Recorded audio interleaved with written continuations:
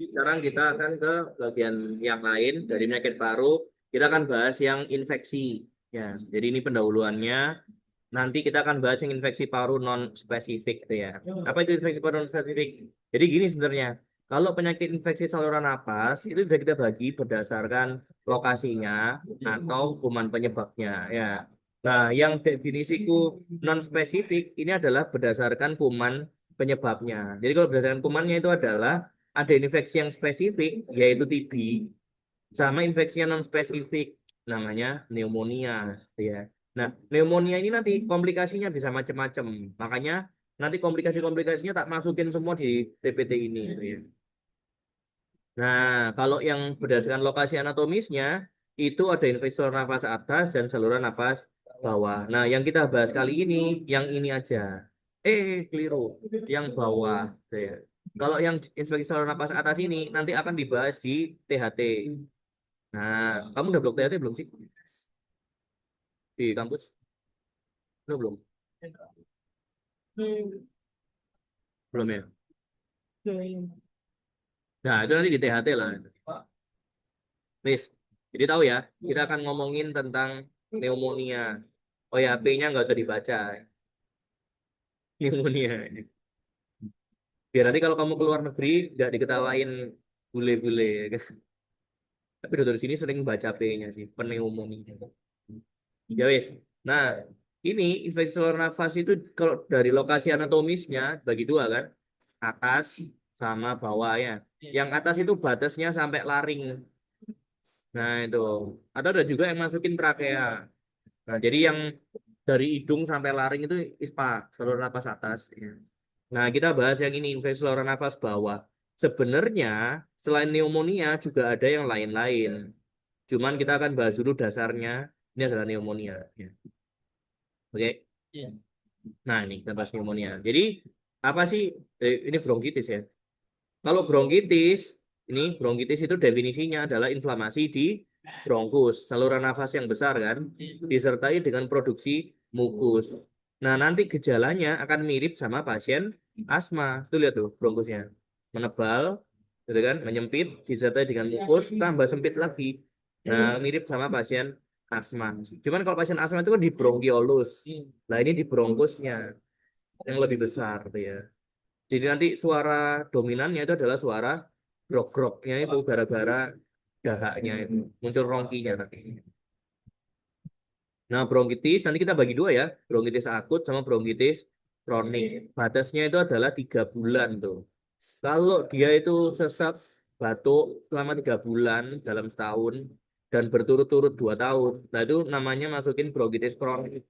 Itu sebenarnya nanti masuk di PPOK. Salah satu jenisnya PPOK itu adalah bronkitis kronik. Nah, kan K toh, kronik ya. Nah, kalau yang bronkitis akut itu jangan dimasukin PPOK. Ya orang dia nggak K, akut kan. Nah, jadi itu nanti kita akan bahas DD-nya waktu bahas PPOK. Oke. Nah, yang kita bahas sekarang adalah pneumonia ya. Nah, jadi pneumonia itu inflamasinya bukan di saluran napas, tapi di kantong alveolusnya. Jadi ini yang paling kecil, paling distal, paling ujung. Ya. Nah, nih, ini alveolus normal kan kayak gini toh. Ada rongga udaranya ya. Terus di pinggir-pinggirnya itu ada pembuluh darah ya. Fungsinya apa tuh kemarin alveolus ini? Alveolus buat apa sih?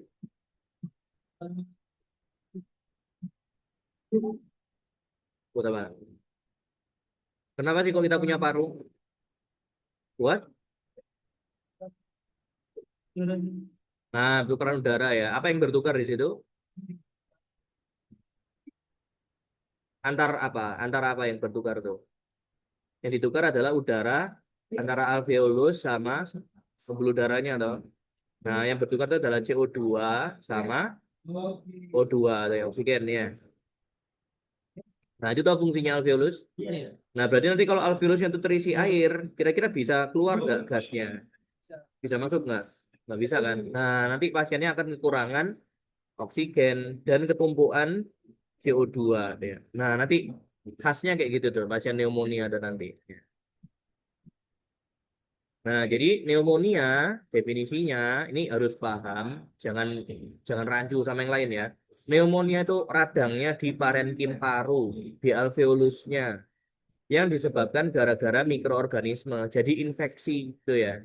Jadi dari bakteri, dari virus bisa, dari jamur bisa, dari parasit bisa, cacing misalkan ya, cacing masuk ke situ ya bisa tuh. Kayak anak yang meninggal tuh karena cacing, tahu askaris. Nah itu dia ada pneumonianya tuh masih di sini. Karena siklus hidup cacingnya itu tinggal di paru sementara. Nah, tapi apapun penyebabnya kecuali bakteri tuberkulosis ya. Kalau bakterinya TB ya masuknya ke TB. Jadi sebenarnya technically TB itu masuk pneumonia. Cuman karena kumannya spesifik, kita nyebut penyakitnya beda. Ya, soalnya cara ngobatinnya beda. Nah, kalau inflamasi alveolus, tapi penyebabnya bukan dari mikroorganisme, itu namanya pneumonitis. Radang kan itis ya. Nah, jadi radangnya disebabkan gara-gara selain mikroorganisme ya, bahan kimia itu ya. Orang ngirup apa? Asap kendaraan bermotor berlebihan, nah itu jadi pneumonitis gitu ya. Atau kena radiasi, kena apa namanya? eh, penyinaran itu radioaktif itu. Nah, itu jadi bisa juga tuh ya. Atau aspirasi bahan toksik, pelelekan tertelan sesuatu bahan toksik. Nah, itu juga pneumonitis. Misalkan asam lambung deh. Asam lambung kalau dia naik terus masuk ke saluran napas jadi pneumonitis. Dan lain-lainnya lah. Pokoknya bukan mikroorganisme, bukan infeksi dari luar katanya. Nah, itu namanya pneumonitis. Nah, ini isinya nanti akan air gitu ya. Ada cairannya gitu. Nah, ini gambarannya pneumonia ya. Jadi alveolus itu harusnya isinya apa? Udara ya kan. Tapi kalau dia itu radang, dia akan mengeluarkan cairan tuh jadi banyak kayak gitu ya. Nah, cairannya pneumonia itu nggak cair kayak tadi sini, tapi kental gitu kan. Jadi dia itu akan memadat justru di situ ya. Jadi kayak karet gitu, kayak karet. Kamu pernah praktikum paru kan? Di anatomi, pernah mencet? Gimana rasanya mencet paru tuh? Kayak apa? Paru itu lah kayak spons tuh. Kalau dipencet kan kertek-kertek gitu ya, kayak bubble wrap gitu ya. Tapi kalau pasien itu pneumonia, itu dia jadi kayak lever, kayak hepar, atos ya. Kayak mencet meja gini, jadi keras tuh ya. Nah, berarti sebenarnya pasien pneumonia itu parunya mengalami pengerasan ya. Atau kita sebut istilahnya adalah konsolidasi ya. Jadi solid, jadi padat parunya tuh. Kalau parunya padat ya nggak bisa ngambil udara dong. Nah, berarti cairannya itu cairan kental ya, bukan air murni sebenarnya. Kalau yang isinya air itu gagal jantung nanti. Pasien gagal jantung itu sesak juga toh. Mirip pneumonia tapi itu lebih encer ya. Nah, kalau yang ini paling sering disebabkan gara-gara pneumococcus ya. Ini nama bakterinya ya. Streptococcus pneumonia sebenarnya ya.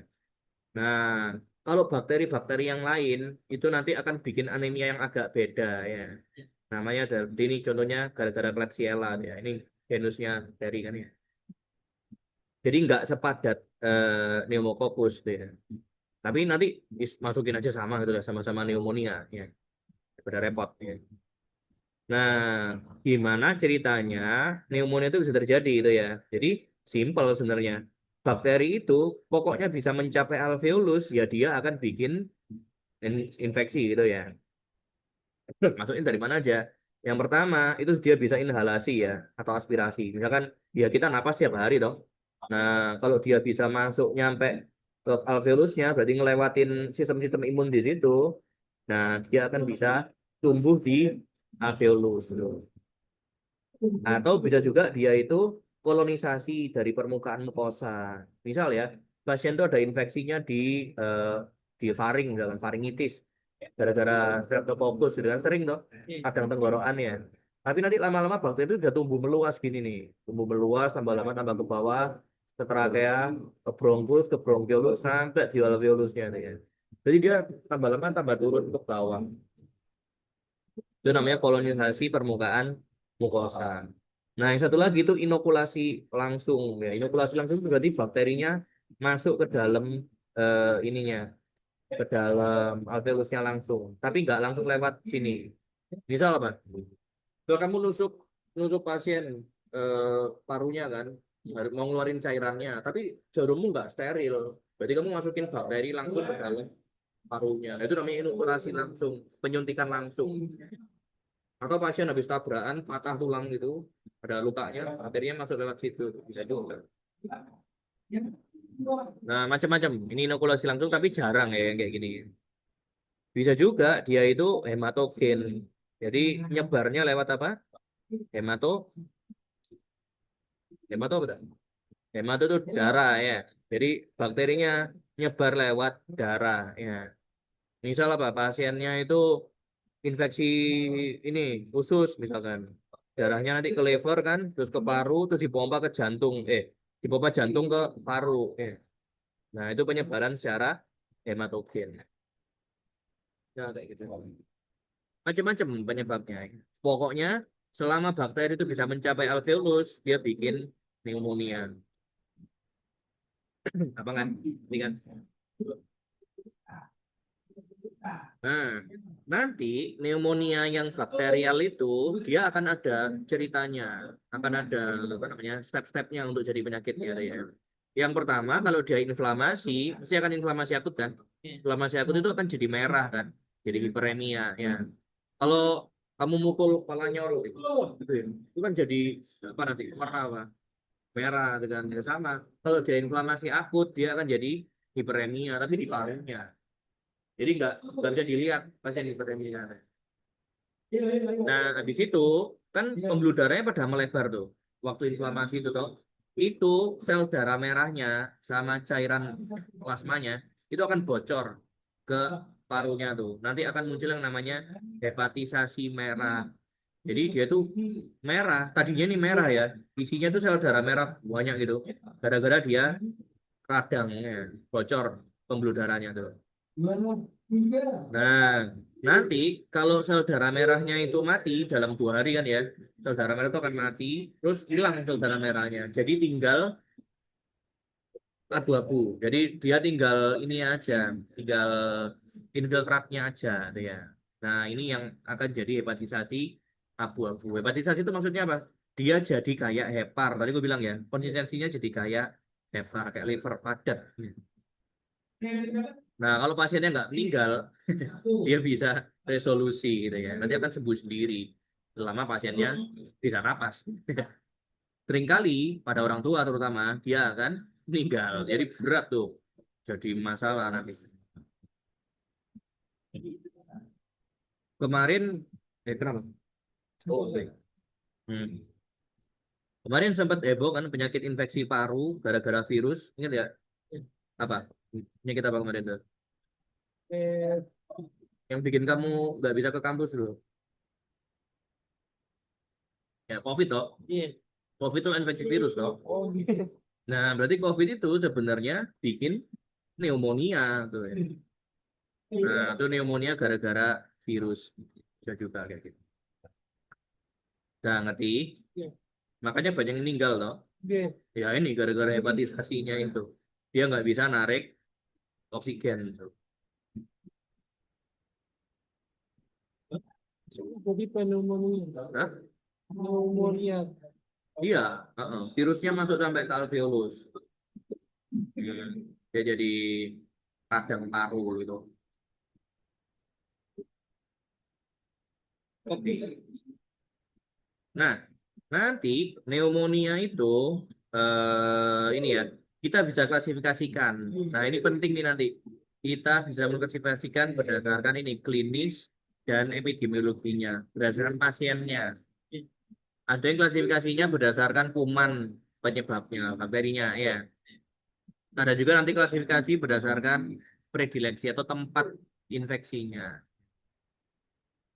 Nah, kalau berdasarkan klinisnya, nanti kita bagi itu. Ada yang namanya community acquired pneumonia. Artinya apa?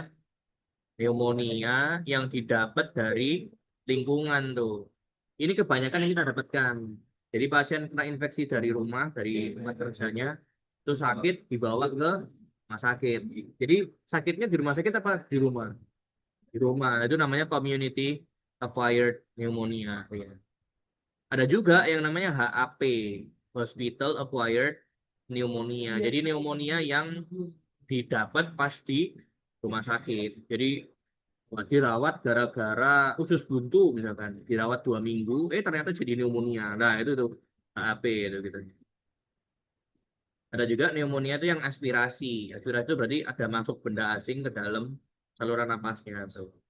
Pasien apa misalnya, pasien stroke. Pasien stroke itu lumpuh gitu di tempat tidur gitu ya, batuk-batuk, itu muntahkan, terus muntahnya masuk ke parunya lah itu jadi aspirasi pneumonia, pneumonia aspirasi. Atau pasiennya emang imunokompromis. Orang apa yang imunnya turun?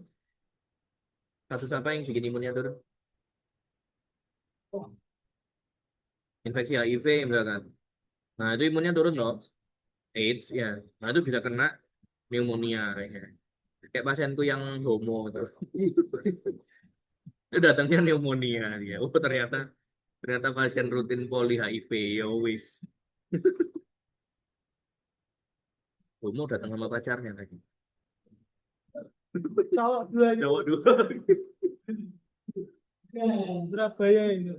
di Blitar. Oh, bilang. Nah, Mas, kita di bisa. Blitar. Surabaya. Surabaya udah sering. Iya. Aku kan di RSAL tuh. Jadi udah sering lah ada pasien kayak gitu kan. Blitar. Udah sampai pasar. Walah. Nah, nih, jadi yang perlu kita beda ini tuh ini CAP sama HAP. Kalau aspirasi sama imunokompromis itu kan agak jelas kan. Keselak terus demam lah itu mungkin pneumonia. Atau memang dia memang HIV. Atau diabetes mellitus masuk sini juga ya. Imunnya turun toh.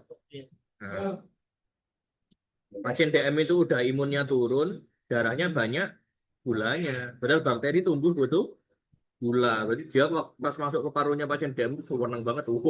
Gula banyak dimakan sama dia. Makanya cepat berkembang biak bakterinya. Nah, yang kita bedain itu ini CAP sama HAP. Ini ya, kenanya kalau CAP itu sebelum masuk rumah sakit. Tapi kalau disebut HAP itu kenanya setelah dirawat 2 hari di rumah sakit, rawat inap 2 hari, terus demam, sesak, lah itu biasanya kalau yang CAP itu ini bakterinya bakteri gram positif, kayak Streptococcus tadi itu ya, nih yang pneumococcus gini nih, ini yang CAP. Nah, kalau yang gram negatif kayak Klebsiella itu jadinya kayak gini nanti. Itu masuk yang HAP gitu ya. Jadi karena kumannya beda, nanti cara ngobatinnya beda. Gitu. Oh, pilihan antibiotiknya akan beda ya. Nah, cuman yang lebih berat itu justru yang ini, yang CAP. Gejalanya lebih heboh ya. Demamnya lebih heboh, sesaknya lebih parah gitu ya. Dan lebih cepat muncul gejalanya itu adalah ini CAP. Kalau yang HAP itu lebih pelan-pelan gitu ya. Terus nanti tambah jelek, terus meninggal. Nah, jadi parah tuh ya. Jadi CAP itu heboh, tapi ngobatinnya lebih gampang. Dikasih antibiotik, cefalosporin aja dia hilang. Kalau HAP, wah itu sering gagal napas dan meninggal hati-hati. Nah, ini ya, sebagian besar pneumonia komunitas, CAP, Community Acquired Pneumonia ya, itu penyebabnya adalah Streptococcus pneumonia. Ini bakteri gram positif. Ya. Ada juga virus, ini ranking 2-nya ya, sama bakteri-bakteri lain ada juga. Yang lainnya lebih jarang. Nah, gram negatif itu jarang yang bikin CAP. Kebanyakan Streptococcus pneumonia. Makanya bakteri ini kita sebut namanya pneumococcus. Streptococcus yang bikin pneumonia. Nanti ada lagi Streptococcus yang bikin meningitis. Jadi namanya meningococcus gitu. Nah, kayak gitu. Wis, ini pneumococcus ya, Streptococcus pneumonia.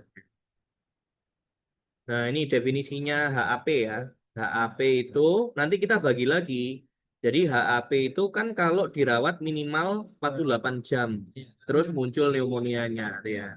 Kalau dia baru dirawat hari ini, terus besok demam, baru sehari kan, itu nggak bisa disebut HAP. Kenapa? Karena dia demam besok itu sebenarnya bakterinya udah masuk sebelum dia masuk rumah sakit. Nah, berarti kenanya dia di rumah, bukan di rumah sakit tuh. Nah, makanya syaratnya adalah minimal dirawat 2 hari baru kita sebutnya HAP. Nah, ada lagi nanti bentuk khususnya dari HAP itu namanya VAP, Ventilator Associated Pneumonia. Berarti artinya apa tuh?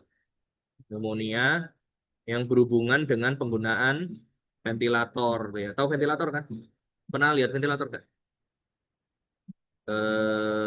Itu tuh pasien-pasien yang masuk ICU itu nanti dia bisa kadang butuh ventilator, ya.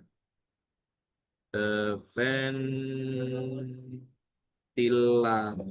mesin itu loh. Pasien gitu. Mesin mesin napas, mesin bantuan napas ya. Nah, kayak gini toh. Nah, ini kan cara masangnya itu lucu banget nih. Ya nggak gitu lah masa. Nah, jadi cara masangnya itu adalah si pasien ini dimasukin selang sampai ke trakeanya. Jadi selangnya tuh masuk sampai ke trakea. Makanya namanya adalah ETT, endotracheal tube tuh, intubasi endotracheal. Jadi selangnya dimasukin sampai ke trakea. Nah, berarti kalau di ventilator ini ada bakterinya, sama aja kamu langsung nyuntikin bakteri masuk ke salurannya. Jadi nggak pakai ke hidung, nggak pakai ke faring, langsung ke trakea. Jadi itu sebenarnya kalau masuk patogenesisnya itu akan masuk di ini tadi yang inokulasi langsung. Ingat ya? Nih, inokulasi langsung. Nah, itu langsung masuk ke dalam trakea, ke parunya. Cepet banget ya. Nah, kalau kenanya pada pasien yang pakai ventilator, itu kita sebut namanya VAP, Ventilator Associated Pneumonia. Ini sering banget keluar di UKMPPD. Masih masih sering dites kayak gitu. Gampang gitu. Ya dia dirawatnya berapa hari sampai kena pneumonia dia. 2 hari, oh berarti HP. Dia pakai ventilator enggak? Enggak, oh berarti HP aja. Kalau dia pakai ventilator namanya ganti VAP. Nah kayak gitu tuh. Mikirnya runutannya kayak gitu. Jadi kan dulu masih ada pembagian namanya HCAP, Healthcare Associated Pneumonia, tapi sekarang nggak usah dipakai. Dulu itu HCAP itu disebut buat ini pasien pneumonia yang kena di eh, komunitas yang padat. Polisi masuk asrama. Nah, itu kena pneumonia, itu namanya HCAP. Panti jompo, pasien panti jompo terus pneumonia, nah itu HCAP. Pokoknya di tempat-tempat yang padat gitu ya.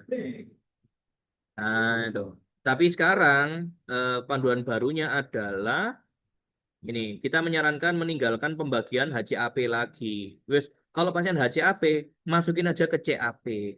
Sebenarnya kan kenanya bukan di rumah sakit. Nah, gitu. Simpelnya kayak gitu. Ini data yang terbaru. Ini kuliahnya dosenku yang eh, zaman lama ya.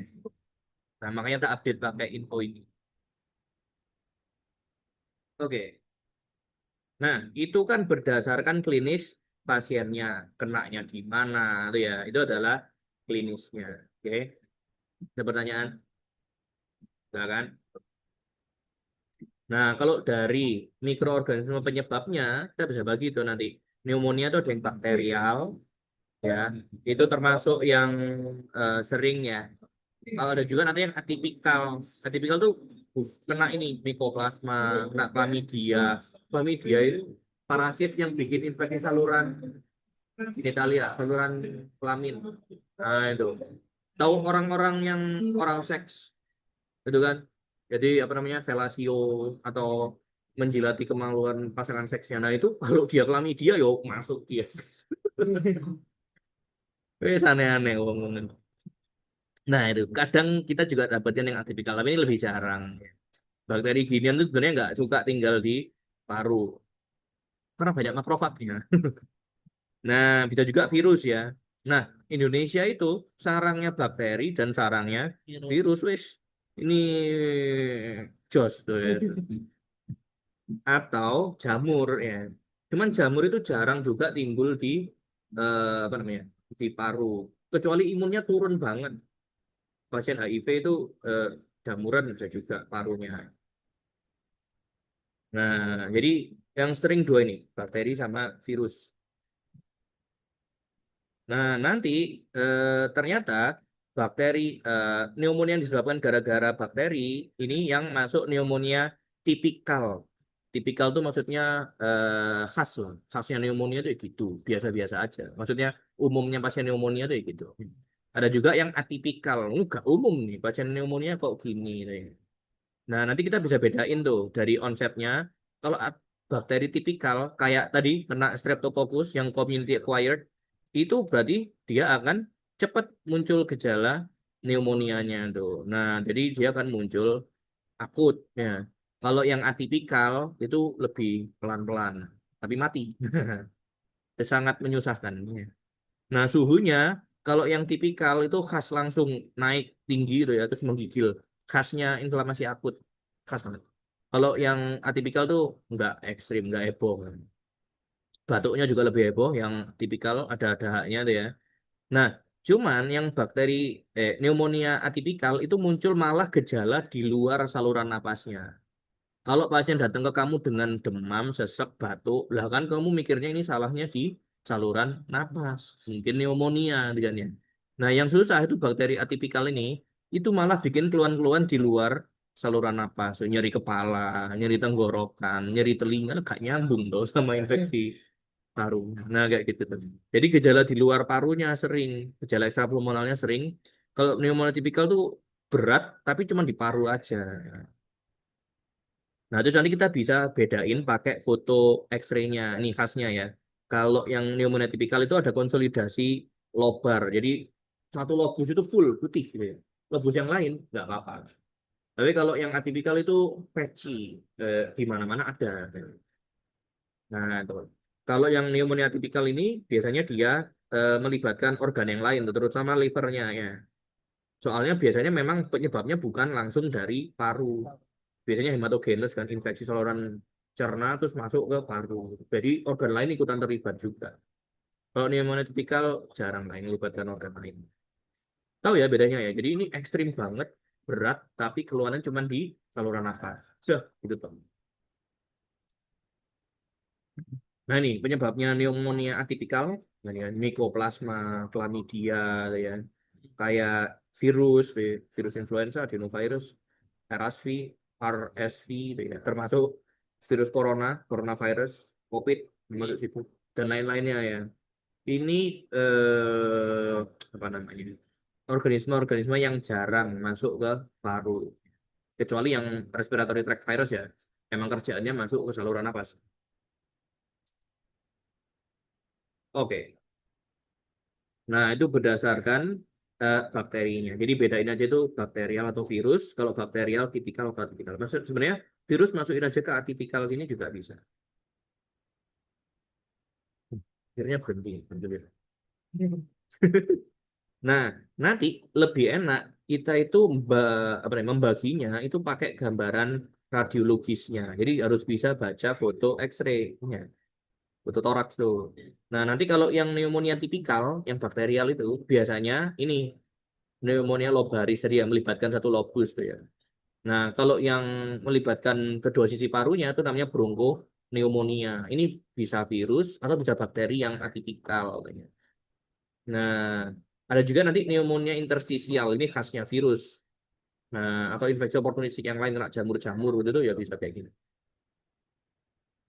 Nah, jadi ini ya, kalau mau mendiagnosis pasien pneumonia itu ini urutannya ya. Anamnesis jelas ini penting banget. Pemeriksaan fisik itu penting banget. Pemeriksaan penunjang itu hanya buat konfirmasi. Oh ya, betul dugaanku ini pneumonia. Jadi jangan semua pasien sesek terus kamu foto X-ray semua yuk. Jangan. Nah ini makanya tanya itu pentingnya. Nah ini anamnesisnya ya. Tanyain. Pneumonia itu dia punya gejala triasnya. Trias pneumonia. Ini infeksi kan? Infeksi itu lah radang akut toh. Nah, maka dia akan muncul demam tuh. Demam, batuk, sama sesak napas. Nah, itu adalah triasnya pneumonia. Khas banget itu berarti sumber infeksinya dari paru. Nah, kayak gitu tuh, itu pneumonia. Nanti tanyain ya, ada dahaknya enggak, gitu ya. Dahaknya warna apa? Nah, kalau dahaknya itu purulen, warna kuning, gitu ya, atau warna hijau itu. Nah, itu berarti dia mungkin memang pneumonia, ya. Kalau pasien asma, ya dahaknya putih-putih aja. Atau malah ada darahnya. Atau ada juga nih nyeri dada yang nyeri pleuritik. Nyeri pleuritik itu gara-gara infeksi pleuranya ini. Jadi akan lebih nyeri dadanya kalau batuk, gitu ya. Oke, nah gejala lain ini yang lebih nggak khas ya. Mual, muntah, diare, terutama yang atipikal. Pneumonia atipikal sering muncul ini. Tapi kalau kamu curiga pneumonia, tanyain dulu triasnya. Ada nggak ini? Kalau nanti kamu nggak punya foto X-ray, dapat pasien gitu, ya wis, kasih aja antibiotik. Biasanya, insya Allah, mesti pneumonia. Nah, terus pemeriksaan fisik parunya nih ya. Jadi tadi aku bilang kan, yang infiltratnya, cairannya, itu kan bukan cairan encer, tapi cairan kental, padat kan. Berarti nanti alveolusnya itu akan memadat kayak gini nih. Nah, jadi ini sebenarnya kalau toraksnya di CT scan itu kayak gini nih. Nah, CT scan itu kan berarti ini paru kanan itu, ini paru kirinya. Paru kirinya normal, isinya udara, jadi nek CT scan ya hitam gitu kan. Tapi ini jadi memadat di situ. Yang memadat alveolusnya. Saluran udaranya masih jalan nggak nih? Masih nggak ada masalah sama bronkusnya karena kenanya emang di alveolus. Nah, kayak gitu tuh. Berarti pneumonia tadi ada proses apa? Pemadatan namanya konsolidasi. Jadi pemeriksaan paru itu kan empat toh. Apa tuh? Inspeksi ya. I, P, P, A itu ya. Inspeksi, palpasi, perkusi, auskultasi.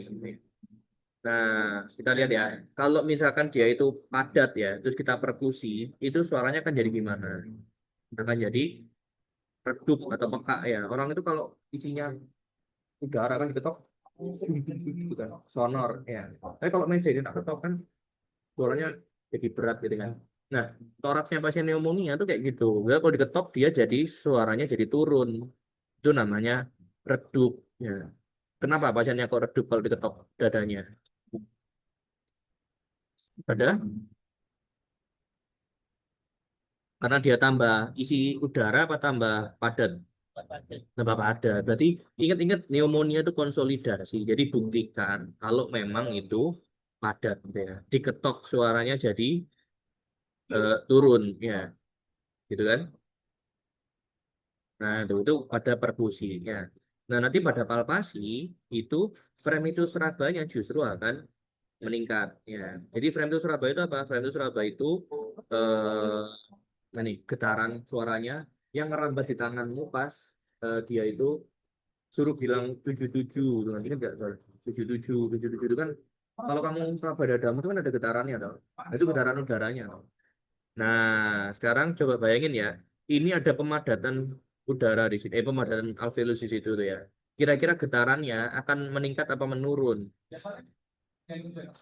Ngetes ya, tanganmu taruh di meja sini. Nah, itu ya. Terasa nggak getarannya? Rasa. Sekarang taruh di udara gini. Rasa? Enggak. Berarti kalau dia itu memadat, getarannya jadi tambah gampang merambat apa tambah sulit merambat? Tambah gampang merambat kan. Nah, nanti kalau kamu raba itu toraksnya dari luar ini pakai tanganmu, berarti akan semakin keras tuh getarannya. Dan itu fremitusnya justru akan meningkat gitu ya. Berarti karena dia mengalami pemadatan. Oke.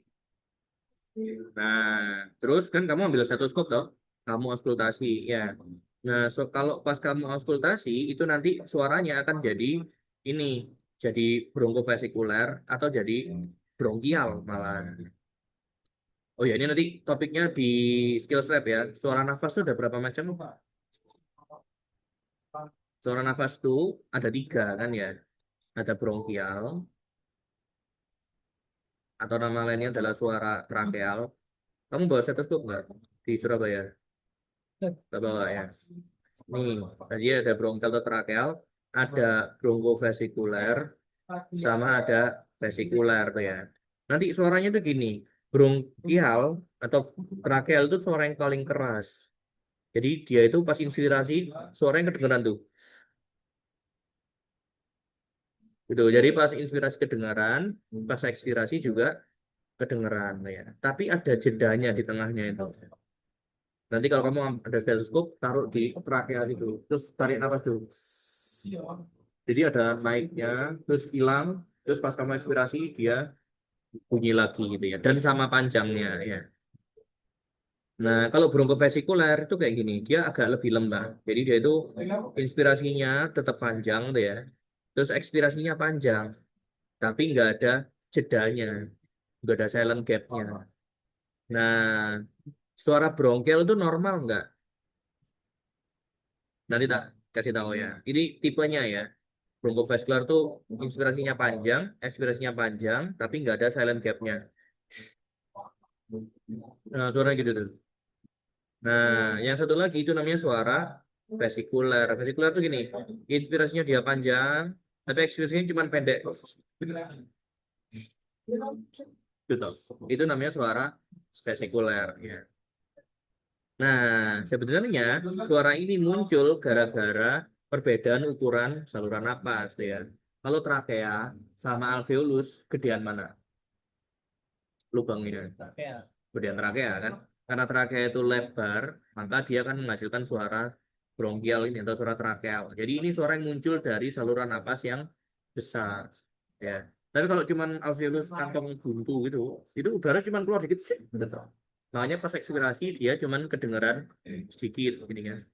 Nah, berarti suara vesikular ini muncul dari suaranya alveolus ya. Jadi kalau kamu ambil stetoskop ya, terus kamu dengerin di toraksnya pasien di pinggir ini, yang kamu dengerin siapa tuh sebenarnya?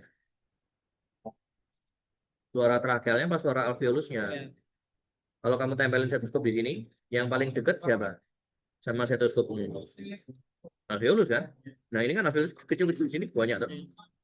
Bronkialnya atau saluran napas besarnya ada di sini. Nah, berarti harusnya orang yang diauskultasi di pinggir sini suaranya suara vesikuler apa trakeal? Vesikuler. Vesikuler, harusnya gitu. Berarti suara nafas kita yang normal itu adalah vesikuler. Oke. Nah, tapi ini jadi kalau yang vesikuler tuh muncul gara-gara suara alveolus ya. Kalau bronkovesikuler itu gara-gara suara jalan napas yang kecil-kecil kayak gini nih. Bronkus, bronkiolus yang kecil-kecil itu ya. Itu bronkovesikuler. Kalau bronkus yang gede-gede atau bahkan trakea itu munculnya suara bronkial gitu. Jadi suara nafas bronkial itu normal kalau kamu denger di trakea atau di dekat sternum sini. Saluran nafasnya lebih gede dong. Itu normal kalau dengar di situ. Semakin kamu geser ke samping, semakin vesikuler suaranya. Gitu kan? Nah, masalahnya pada pasien pneumonia itu kan memadat toh. Jadi kita udah tanya, udah buktiin kan, getaran suara itu akan meningkat kalau media yang dirambati adalah benda padat apa udara? Padat. Jadi kalau dia itu memadat, maka suaranya akan mengeras apa mengecil? Mengeras. Kalau suara pinggir itu harusnya vesikuler, dia mengeras jadi bronkivesikuler atau malah jadi bronkial. Loh, suaranya di pinggir kok tapi bronkivesikuler. Lah, itu berarti pengerasan suara nafasnya tuh. Ya, jadi suara nafasnya akan meningkat. Oke, kan memadat itu. Nah, kayak gitu tuh. Nah, terus kalau nanti kamu dengerin ini dengerin ya. Kalau kamu punya stetoskop nanti, stetoskopmu taruh di dadanya pasienmu terus ajak ngomong tuh. Pak, namanya siapa? Terus jangan ngomong Dimas gitu kan ya. Tapi yang kamu dengar di stetoskop kan Dimas gitu. Jadi orang itu kalau suaranya ngerambat di udara kayak gitu, dia akan terdistorsi. Jadi harusnya tuh dia bilang ah gitu ya. Dia malah jadi bilang kedengarannya gitu ya. Dimas gitu. Nah, itu normal gitu ya. Normalnya gitu. Tapi kalau pada pasien yang pneumonia, distorsi ini hilang. Jadi tetap jelas ya. Jadi suaranya A, Dimas gitu ya. Nah, jadi dia kedengaran keras itu. Jadi malah nggak distorsi, distorsi itu itu nggak normal. Jadi mengeras kan. Jadi sinkron semua tuh suaranya muncul tanda-tandanya pengerasan paru. Premitus labanya meningkat, redup peka, redup atau peka ya. Terus suara suara napasnya meningkat. Nah, wis sepaket kan konsolidasi paru tandanya gitu. Ini sering banget keluar di UKM PPD. Oh, nah, gejalanya itu disebutin full blown gitu. Jadi PPD itu gampang sebenarnya. Semua infonya tuh akan dikasihin. Tinggal kita bisa mikirin ini kenapa nih kok gitu. Nah, gitu kok. Nah, kadang ada suara tambahan sih, rongki basah, ya, grog-grog gitu ya, atau krepitasi. Tapi ini dengarnya kan susah. Wis patokan aja dengan tanda konsolidasi. Oke, semua frekuensinya, semua getarannya akan meningkat. Nah, itu konsolidasi kayak gitu. Ngerti nggak? Ngerti kan? Ya, gampang, misalnya fisiknya kayak gitu, pneumonia. Ya, nanti periksaan lah tanda vitalnya, demam, tuh ya. Suhunya naik, takikardi kalau dia demam, heart rate-nya naik, gitu. Ya, sudah sepaket lah kan. Jadi harusnya bisa kamu diagnosis nggak pakai fototoraks pun bisa harusnya. Cuman ini CT scan ya. Kalau di Indonesia, pasien pneumonia jangan di CT scan. Gitu. Dimarahin direktur rumah sakitmu. Pneumonia aja di CT scan tuh ya. Fototoraks lah yo bisa. Tuh ya. Di fototoraksnya kayak gini nanti. Wes, pemeriksaan fisiknya bisa. Sekarang kita ke pemeriksaan penunjangnya. Nah ini, pemeriksaan penunjangnya itu bisa dari macam-macam ya. Dari dahak atau sputumnya. Tapi yang paling penting ini nanti bisa baca fototoraksnya, PA, dan lateral ya. Dari darah bisa lihat sama analisis gas darah. Nih, pemeriksaan dahak atau sputum ini nggak rutin dikerjakan, nggak kayak TB. TB itu apa namanya? Gold standarnya adalah meriksa sputum. Nah, tapi kalau pneumonia itu hanya untuk menentukan penyebabnya apa nih bakterinya. Kalau dia membatukkan dahaknya kan keluar tuh bakteri. Nah, kita evaluasi bakterinya apa. Cuman ini bukan diagnosis pneumonia atau bukan. Oke, tahu bedanya ya. Kalau udah tahu pasiennya pneumonia, kamu perlu tahu bakterinya, periksa. Nah, jadi bukan untuk menentukan ini pneumonia atau bukan. Nah, nih, jadi nanti dipakai untuk menentukan bakterinya itu gram apa. Nah, atau dikultur dahaknya untuk menentukan sensitivitas terhadap antibiotik gitu ya. Pasien udah tak kasih antibiotik, ini kok nggak hilang gitu ya. Mungkin ini bukan bakteri yang umumnya. Ya, mungkin dia kena bakteri khusus nih. Jadi aku harus ngecek dia matinya pakai antibiotik apa. Nah, kayak gitu. Kalau nanti di warna gram kan, kalau yang ungu ini gram positif ya. Kalau gram negatif yang merah-merah. Ini kan bakterinya ungu terus berderet gini ya. Nah, itu adalah streptococcus tuh ya. Nah, kayak gitu bulat-bulat berderet itu streptococcus. Oke, saya. Nah, pemeriksaan darah ini dia juga nggak dipakai untuk menentukan itu pneumonia atau bukan, tapi membuktikan ya. Ini pneumonianya gara-gara apa. Nah, jadi sebenarnya nggak perlu ke pemeriksaan penunjang. Pemeriksaan fisik aja udah tahu kan itu pneumonia ya. Tapi kalau kamu pengen tahu penyebabnya pasti itu ya. Lihat jumlah leukositnya, sel darah putih itu. Kalau leukositnya meningkat itu biasanya bakteri gram positif. Ya. Nah, kalau yang normal atau bahkan turun, nah itu gara-gara virus biasanya atau mikroplasma atau bakteri gram negatif kayak golongan salmonella itu, tipes itu bisa turun juga leukosit. Jadi ini akan dapat info yang eh, berguna ya kalau kita bisa ngitung apa namanya bisa mengartikan leukosit. Jadi yang dia itu apa? Leukosit berapa sih normalnya kan? 4.500 ya sampai apa? Sampai 11.000 lah ya. Atau 10.000 lah. Nah, kalau dia meningkat berarti itu bakterial. Kalau dia itu turun, nah itu virus biasanya. Kalau virus perlu dikasih antibiotik nggak? Nah, nggak selalu kita kasih antibiotik kan virus yang ngapain guys? Nah, kalau dia tuh leukopenia turun tinggal 1.000 misalkan ya, wah itu parah tuh. Itu bakteri gram negatif ya atau kanker. Ya. disertai kanker atau emang pasiennya HIV. Oh, mati semua leukositnya. Nah, itu. Oke, jadi ini fungsinya sama dengan pemeriksaan dahak untuk tes etiologinya. Dan pemeriksaan darah yang lain itu juga nggak perlu dikerjakan sebenarnya, ya. Kecuali kasus-kasus tertentu ya. Oke, sini nggak usah. Nah, yang harus kamu bisa itu adalah baca foto toraks ya. Foto toraks itu kan normalnya gini kan, hitam ya. Karena toraks itu isinya udara, paru isinya udara kan. Jadi kalau difoto dia jadi hitam ya. Nah, kalau dia jadi putih ini berarti ada proses pemadatan ya kan. Lihat tulang tuh putih toh, karena dia padat ya. Nah, kalau dia itu memutih ini, berarti dia mah memadat. Sesuai kan sama tadi patofisiologinya dia kena solidasi. Itu sepaket semua itu ya. Berarti ya memadat gitu. Nah, kalau kamu ingat anatominya ini paru kanan apa kiri nih? Kanan. Ya, paru kanan lobusnya berapa? Lobusnya tiga toh. Pembaginya gini. Sama nanti di belakang ada garisnya lagi gini kan ya.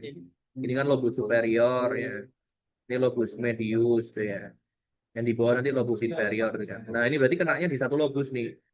Lobus medius. Oh, kenanya satu lobus. Berarti namanya pneumonia lobaris ini. Nah, kayak gitu. Ini toraksnya putih-putih kan? Ada putih-putihnya nggak nih? Ya, ini putih-putih, tapi ini bukan konsolidasi ya. Waduh, itu mama. Itu payudara. Ini cewek berarti yang difoto. Nah, jadi nggak semua yang putih-putih itu adalah konsolidasi. Lihat dulu ya putihnya di mana. Ya. Nggak simetris tau mamanya. Ya cewek gini biasanya. Nah ini pneumonia lobaris itu kena di satu lobus. Jadi kalau difoto dari PA, jadi dari belakang ya. Ini ada paru kanannya. Ini kena di lobus medius. Ini juga ini yang dari lateral ya, bukan dari lateral. Nah, ini lah vertebra tuh. Berarti ini depan atau belakang bu vertebra tuh. Ini sternum nih. Yang ada vertebranya itu berarti sisi vertebramu di depan atau di belakang? Tulang punggung enggak? Ya di belakang, ini berarti posterior ya. Sternum ini yang anterior. Oh, berarti ini kenanya di sini nih. Kena di bagian anterior. Emang sorry, lobus medius itu kan menempati bagian anterior ya. Nah, kayak gitu. Kalau putihnya di sini, nah berarti kenanya di lobus superior. Makanya ingat-ingat anatominya. Lupa. Nah, ini infiltrat. Jadi infiltrat itu perkabutan ya. Jadi pneumonia itu karena memadat kan, infiltratnya itu jadi apa namanya tebel gitu ya, tebel dan ngumpul, dengan demblok, demblok tebel. Nah, ini cuma satu lobus saja yang kena. Ini kalau di CT scan ya. Kalau di CT scan itu berarti kelihatan ini. Tadi yang alveolusnya memadat, Pak. Tapi bronkusnya kena masalah nggak? Nggak kena masalah kan? Berarti dia itu tetap lancar kan alirannya. Berarti bronkus itu tetap berisi udara, tapi lewat di sela-selanya alveolus yang memadat gitu ya. Jadi nanti kamu akan temukan gambaran ini namanya R bronkogram. Gitu. Jadi gambaran bronkus yang masih berisi udara, tapi ketutupan pakai putih-putihnya ini. Nah, jadi ada putih-putih tapi ada bayangan hitamnya panjang gitu ya. Kayak mana kelihatan nggak? Di sini cara bronkogamnya kelihatan ya. Inilah nih contohnya ini ada bayangan hitam-hitam gitu kan. Nah, bayangan hitam-hitam di antara putih-putih gitu ya. Nah, itu namanya R bronkogram. Jadi ini memberitahu kamu bahwa bronkusnya nggak masalah. Yang masalah adalah alveolusnya. Khas banget itu pada pneumonia. Ini CT scan ya, makanya lebih detail, lebih jelas. Enak kalau boleh CT scan. Di textbook itu gold standarnya mesti ditulis CT scan itu kamu baca textbook luar negeri itu ya. Itu mesti CT scan. Tapi di Indonesia enggak boleh. Dokter Indonesia itu harus lebih pinter ya. Pakai X-ray aja harus bisa tahu. Oh itu pneumonia. Apa itu dokter luar negeri itu harus CT scan. Maka ya karena di luar negeri CT scan banyak kan. Bukan barang terlalu mewah biasanya. Rumah sakitku yang di Blitar tuh RSUD, tapi nggak punya CT scan. Iya, makanya Nah, jadi sih aku ngerujuk. Mana ya pokoknya. Bapak kan juga masih yang Iska terus. Yang dari berita. Iya, Oh, oh. Terus sampai sekarang. iya, Padahal udah 7 tahun nggak tinggal. iya. Tetap gak Saya jalan-jalan. juga gitu tuh. Saya mesti dirujuk ke Iska. Kayak sekarang. Aku seneng ngerujuk itu ke Malang. Iya. Malah enak lama-lama yang di Malang aku muter-muter. Nah, tuh. Kalau yang kenanya di satu lobus tadi itu namanya pneumonia lobus. Ya, kena satu lobus. Ya. Nah, kalau kenanya itu di kedua sisi gini, itu namanya bronchopneumonia. Jadi infiltratnya itu masuk dari bronkusnya, turun terus ke kedua sisi apa namanya, sisi parunya. Ya. Oh ini nih kelihatan air bronchogramnya, lihat ya. Ini kalau tak ikutin kan ke sana ya. Nah itu, ini tuh. Nah itu berarti bayangan bronkusnya. Namanya air bronchogram. Ya harus pinter kira-kira ya. Kira-kira ki bronkus deh. Ini ilmu kirologi.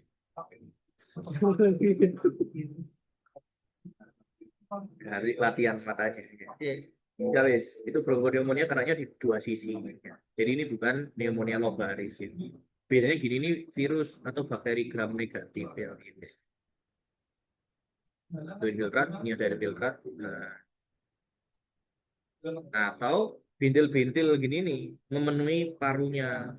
Jadi namanya pneumonia interstitialis. Jadi kenanya itu bukan di rongga alveolusnya, tapi lihat ya di sela-selanya alveolus ini ini kan alveolus isinya udara ya. Ini alveolus isinya udara. Ini isinya udara juga ya. Tapi lihat di sekitarnya sini. Ini udara bukan? Bukan dong, ada pembuluh darahnya tuh ya. Berarti ini yang kita sebut namanya daerah interstisial. Jadi daerah yang di sela-sela alveolusnya tapi nggak berisi udara. Nah, pada pneumonia interstisial itu yang kena bagian ininya. Jadi dia kan bintil-bintil kecil-kecil tapi penuh parunya. Nah, itu namanya pneumonia interstitialis. Mana tadi? Nah, ini ya. Ini virus biasanya kayak COVID kemarin kayak gini kan. Bapak aku tuh kemarin kena COVID ya, terus meninggal kan akhirnya. Nah, itu tak lihat fotonya itu, wah, penuh parunya. Wis masuk ICU terus meninggal. Nah, itu pneumonia dari siapa sih? Ini rata, rata di kedua sisi. Kok nggak bronchopneumonia? Beda. Infiltratnya bronchopneumonia itu ini lebih di arah bawah gitu ya. Nah kalau gara-gara virus itu dia nyebar sampai ke atas gitu. Lebih lebih kecil-kecil tapi lebih heboh dia. kami. Lebih rame ya. Kadang kalau kayak gini terus ada yang lepas-lepasnya gini ini mungkin ini mirip sama TB gitu. Nanti gambaran pasien TB juga mirip kayak gitu. Jadi harus hati-hati bedain. Oke, nanti tes itu dulu. Tadi ini kamu sudah belajar tentang patogenesisnya sampai diagnosis tipe pneumonia. Lumayan kan? Nah, nanti di pertemuan selanjutnya lagi kita ajarin milih terapinya gimana. Ya. Kadang yang susah buat kita itu kan karena biasanya kita itu nggak sistematis ya. Ini disebutin terapinya, tapi nggak dikasih tahu gimana cara milih terapinya. Nah, nanti di PPT ini tak bikinin cara milihnya gimana, biar kita bisa lebih enak. Nah, pilih terapi. Oke.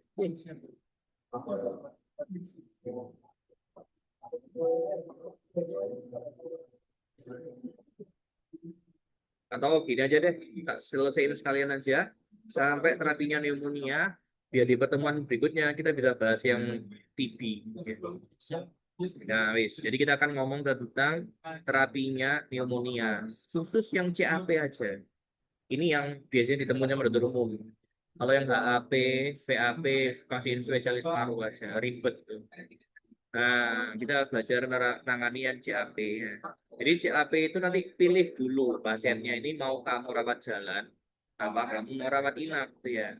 Kalau mau kamu rawat inap, rawatnya di mana? Di ruang rawat inap biasa, di bangsal biasa, atau perlu masuk ICU, gitu ya. Nah, cara milihnya gimana? Ini skor yang basic banget itu pakai curve 65. Curve 65. Curve itu singkatan ini ya. Confusion, ini C itu confusion. Confusion itu kesadarannya, GCS-nya. Nah, GCS-nya turun apa enggak tuh ya? U itu adalah bun, blood urea nitrogen. Ini fungsi ginjalnya ya. Fungsi ginjal ya. Nah, R itu RR, respiratory rate. Nah, BP, blood pressure ya. Ini tensinya. Berarti ini fungsi sistem kardiovaskulernya. Nah, B itu blood pressure kan. 65 itu umurnya. 65 ada ya. Nah, kalau ada gangguan di salah satunya ini, nilainya adalah 1. Kalau nggak ada gangguannya berarti 0. Nah, contoh ya, pasien umur 65 tahun datang ke kamu, GCS-nya turun, bumnya tinggi, RR-nya cepat di atas 30, tensinya turun tuh ya. Berarti skornya adalah 1 semua kan. Jadi skor curve 65-nya adalah 5 di total kan. Nah, ini pemilihannya. Kalau pasien itu skornya 0 sampai 1, itu rawat jalan aja. Insya Allah nggak meninggal, masih jauh dari meninggalnya. Nah, yang skor 2 itu rawat inap, tapi nggak usah masuk ICU. Nah, yang di plus 3, 3 atau lebih ya, itu masukin ke ICU. Ini basic banget, karena kamu mau menentukan ini mau tak rawat di mana dia. Nah, nanti ini juga kita pakai buat menentukan pilihan obatnya. Oke. Atau nanti ada juga PSI ya, Pneumonia Severity Index. Ini bukan parpol, bukan PSI itu. Nah, jadi ini lebih ribet, tapi lebih detail ya. Ini nanti aku nggak akan hafal ini. Jadi nanti ada checklistnya di rumah sakit kalau mau lihat aja. Tapi pakai ini aja gampang, gitu. Nah, kalau mau lebih detail pakai ini. Nah, nanti curve 65 itu nih ya, kalau skornya 0 atau 1, itu resiko kematiannya rendah, rawat jalan aja. Kalau skor 2, itu resiko kematiannya sedang, rawat inap aja, pertimbangan aja rawat inap. Kalau skornya 3, itu resiko kematiannya tinggi, itu pneumonia berat tuh. Kalau kamu merawat di misal rawat inap biasa, agak riskan. Jadi mendingan masukin ke terapi intensif. Nah, jadi gampang pakai curve 65. Nah, nanti tempat perawatannya itu akan menentukan antibiotiknya apa. Nah, kalau pasien itu cuma rawat jalan ini ya, obatnya nanti kamu lihat itu pasien ini ada penyakit tambahannya apa enggak, gitu ya. Ada diabetesnya enggak, ada hipertensinya enggak, gitu ya. Kalau enggak ada penyakit apa-apa selain pneumonia, masih muda, gitu ya.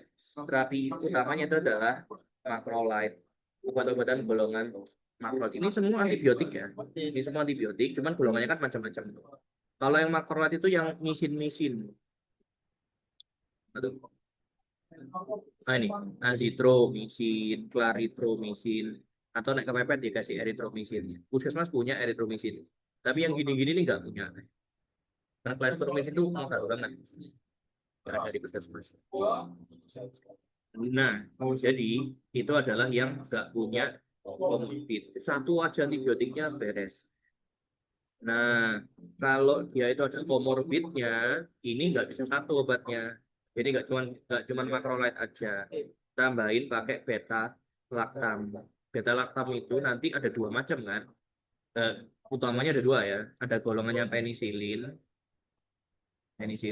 sama satu lagi itu golongannya cephalosporin. Ingat ya, ini nanti akan sering banget kamu ketemu ini, harus ngerti itu dua golongan tuh. Penisilin, belakangnya silin-silin gitu, atau cephalosporin, depannya cef gitu ya. Nah, nanti obatnya ada di sini. Mana? Oh, enggak ada. Nah ini, kalau yang beta lactam plus macrolide itu ya, kamu bisa pakai amoxicillin dosis tinggi atau amoxicillin yang campur asam clavulanas gitu ya. Nah, atau pilihan lainnya pakai cephalosporin tadi kan, ceftriaxone, cefpodoxime, ceffuroxime gitu ya. Atau doxycycline. Doxycycline nggak masuk cephalosporin sih. Tapi pilih yang ada cef-cefnya ini. Jadi contoh apa? Contoh kamu mau ngobatin pakai eh, cef eh, yang gampang sih amoxicillin tuh ya. Amoxicillin plus erythromycin. Kalau kamu mau rawat jalan bisa kayak gitu. Amoxicillin ini obat golongan apa tadi? Beta, beta lactam gitu ya. Beta lactam. Amoxicillin itu golongannya beta lactam. Lebih spesifiknya penicillin. Nah, jadi ternyata bakteri itu udah belajar tentang antibiotik kita tuh. Nanti dia bisa eh, enzim, bikin enzim yang namanya beta laktamase. Beta laktamase. Beta laktamase ini akan merusak amoxicilinnya itu. Jadi rusak. Nah, jadi tujuannya apa dia bikin beta laktamase itu? Biar bakteri itu nggak terbunuh pakai amoxicillin kita. Ya kan? Ngelakalan tuh. Jengkelkan sekali ya kan ya. Nah, yo kita masa kalah pinter sama bakteri. Ya dia bikin beta laktamase, kita bikin obat baru namanya clavulanat. Clavulanat itu dipakai buat nonaktifkan beta laktamasenya. Nah, clavulanat. Makanya amoxicillin itu dikombinasiin pakai clavulanat biar nggak pecah, nggak dirusak pakai beta laktamase. Gitu ya. Atau bikin obat-obatan canggih yang nggak tercerna atau nggak terusak pakai beta laktamase, kayak ceftriaxone, ya cefpodoxime ini beta laktamase nggak mempan merusak cefalosporin yang ini. Nah, itu jadi kita nggak boleh kalah pinter sama bakterinya, kayak ini pasien kita meninggal. Oke, itu kalau kamu mau pakai obat-obatan kombinasi itu, beta lactam sama macrolide ya. Kalau kamu nggak mau repot, ya pakai aja fluoroquinolone, satu obat aja.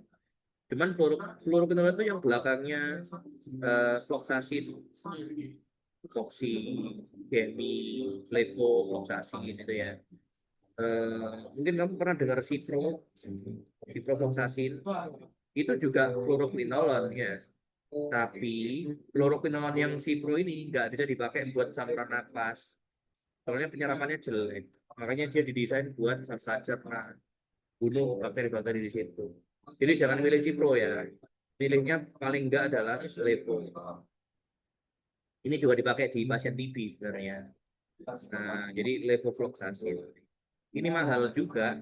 Jadi puskesmas nggak akan punya. Ya. Punyanya Cipro, nggak bisa pakai Cipro. Jadi harus ngerti ya, profil obatnya nanti harus ngerti. Biar ngobatin pasiennya nggak sembarangan. Percuma mau kasih Cipro, mau pulangin, nanti dia masuk IGD lah. Ya, kayak gitu. Nah, jadi propinolonnya bisa kamu pakai kayak gitu. Oke. Nah, itu yang curve-nya rendah ya, yang outpatient. Nah, itu kan pulangin aja kan sambil kasih obat. Nah, kalau yang rawat inap itu bedain tuh, yang non ICU sama yang ICU. Nah, yang non ICU samain aja dengan ini. Pakai ini, itu kan sama. Kalau yang ICU agak beda tuh. Pakainya adalah beta lactam plus fluoroquinolone atau beta lactam plus macrolide. Ya boleh. Di sini obat mahal-mahal nanti pas ini pakai ceftriaxone plus moxifloxacin gitu biasanya. Itu habis banyak BPJS. Cuman kalau di ICU nggak usah mbok rawat, kasihin spesialis paru. Dok, konsul dok. biarin dia yang pusing. Intinya kalau kita dokter umum tuh enak, nggak usah pusing. Kalau pusing rujuk aja ke spesialis. Nah, kayak gitu. Jadi udah bisa kan nentuin terapinya. Udah itu aja terapinya. Nanti ini bisa kamu baca-baca penggunaan obatnya di sini ya. Kapan harus dikultur sputumnya, kapan harus dikultur darahnya, itu nggak usah. Nah ini kalau pada non ICU yang ini ya non ICU ini kan, eh nah ini kamu bisa pakai fluoroquinolone atau ini kombinasi itu ya, sama kayak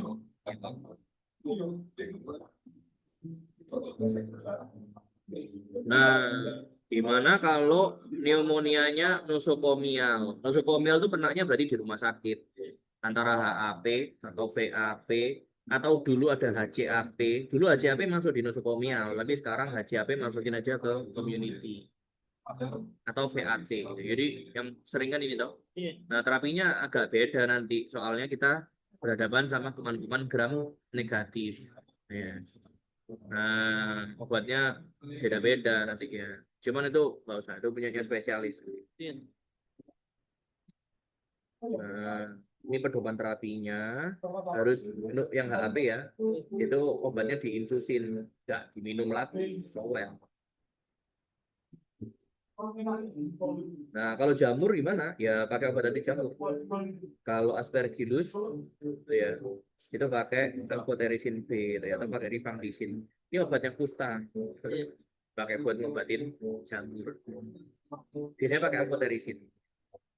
Kalau ribet, ya paling satu aja. Obat utamanya amphotericin kalau buat jamur. Nah, kayak gitu. Nih, komplikasinya pneumonia ya. Bisa macam-macam tuh. Bisa ini hancur parunya, terus keluar nananya tuh. Nah, jadi abses paru. Jadi abses paru itu komplikasinya pneumonia ya. Bisa infeksi pleura ya, bisa sepsis sampai meninggal ya, hati-hati.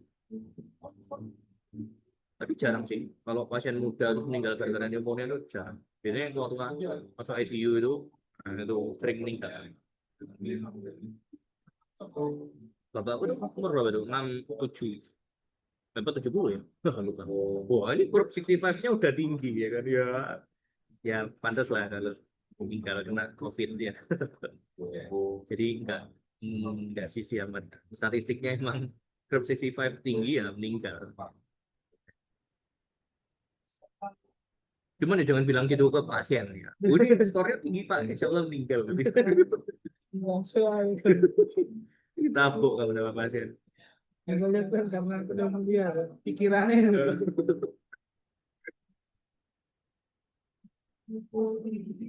Nah, ini yang apa namanya? MPMA.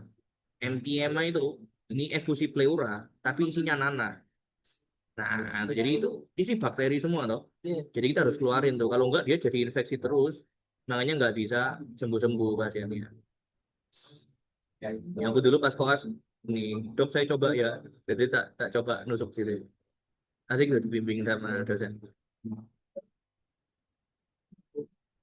Itu nanah ya. Atau kalau dia penuh kayak gini, jadi gagal napas dia. Namanya ARDS ya, Acute Respiratory Distress Syndrome. Jadi rule of 50 ya. Jadi PO2-nya turun tinggal 50, PCO2-nya naik sampai 50. Lah itu. Kalau nemu kayak ginian, masukin ke ICU. Ya, itu berarti jelek tuh berarti kondisinya. Udah, itu aja sih. Bronkiektasis nanti aja tak bahas habis bronkitis. Ini komplikasinya bronkitis. Yes, itu dulu. Pokoknya kalau dapat pasien pneumonia nggak boleh lolos ya, nggak boleh nggak tahu ya kalau itu pneumonia. Ada pertanyaan? Ngerti dong?